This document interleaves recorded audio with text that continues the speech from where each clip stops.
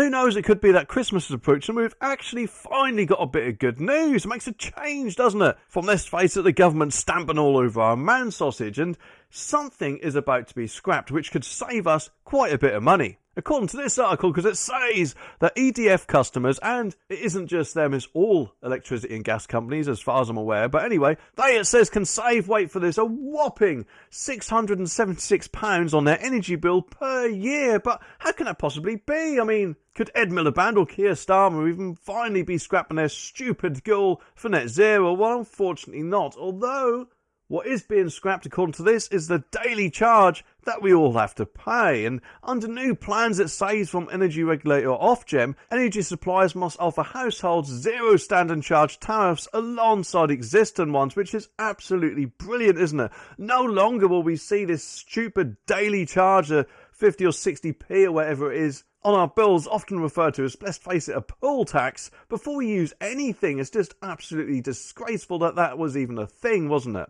Although, let's face it, when it first came out, it was, from what I remember, around 10p or so, and then slowly but surely crept up until, of course, when, let's face it, they all went bananas, didn't they? Increased it by basically double, it seemed, eh? And now it's at something like 60 pence or something like that, isn't it? That's not only for electric members, also for gas, so we're getting hit double more than we need to. But just how are they going to do this? Presumably, of course, they're not going to want it too tempting, because let's face it, everyone's going to jump onto it, aren't they? Well, it will more than likely be they'll be putting the unit rate up, which, if you don't use too much energy, then great. But if you use quite a lot, then it might not be so good. But anyway, it says the move comes as part of efforts to tackle growing household usage debt, and will come alongside new standards for suppliers to make it easier for struggling customers to get support. And under Ofgem's price cap, standard charge have increased by 43% since 2018. Well, I don't know about you, but personally, it seems it's increased by a lot more than just that. But anyway, and from January 2025 will cost dual fuel households £338 on average per year.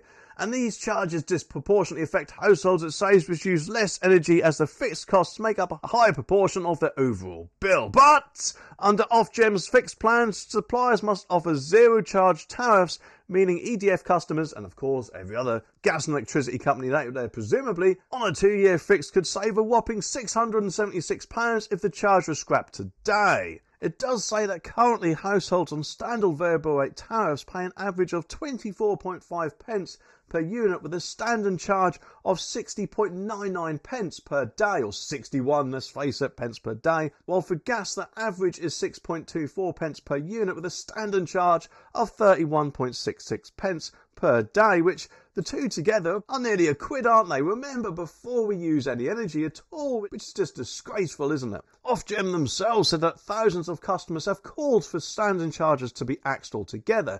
I personally think that what might happen, and admittedly, you know, I could be wrong, but I'm guessing that the more that people go over to this non-standing charge tariffs, the standing charge tariffs will slowly be phased out and leave us with an increased energy rate, which, let's face it, will more than likely all have to pay. Even Ofgem says, but those who use a lot of energy, often for medical or health reasons, or of course, I'm guessing if you want to charge your EV, which, let's face it, the government really does want us to do, don't they? Those people would see their bills rise significantly. So it decided it was important for households to attain a choice of tariff, either the standard charge tariff or the one without it. And Tim Jarvis, the Director General of Markets at Ofgem, said, "We all know that many households continue to struggle with bills over the events of the energy crisis, which is why earlier in the year we took steps to consider all issues around affordability and debt, including the impact of the standing charge. And many people feel very strongly that standing charges are unfair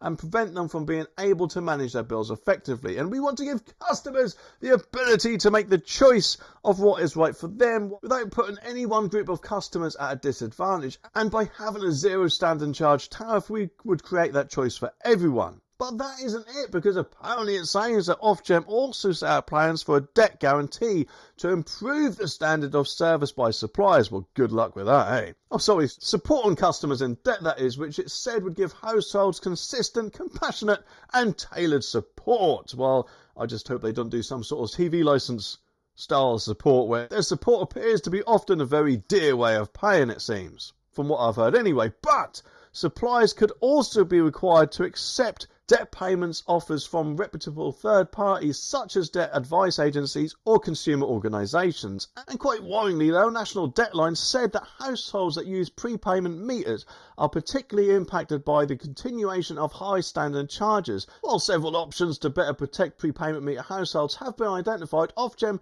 has opted to do nothing, leaving vulnerable customers in often dire situations. But if this goes ahead, then surely those customers would be included in this, and therefore, if they don't use as much energy, they'll now make quite a lot of saving along with the rest of us. But the only issue that I can see with this is how much is the unit rate going to increase by? Unfortunately, it doesn't actually say in this article, but I'm guessing they'll want to make their money back, plus who knows, maybe a little bit on top. Let's just say, for example, the average household standing charge at the moment for electric is 60 pence per day, and on average, from what I've heard, households using around about 10 to 15 kilowatts per day, unless of course you got an EV or medical equipment. So let's just take the lower of those options at 10 kilowatts per day. I'm guessing, admittedly, I could be wrong, but I'm guessing they'd want to negate any loss in standing charge or profit, as I'm guessing they'd see it as. So perhaps, who knows, to do that they could probably raise the unit rate from something like, I don't know, 25 pence to 31, thereby allowing them to keep any profit. Although I'm guessing if they did that,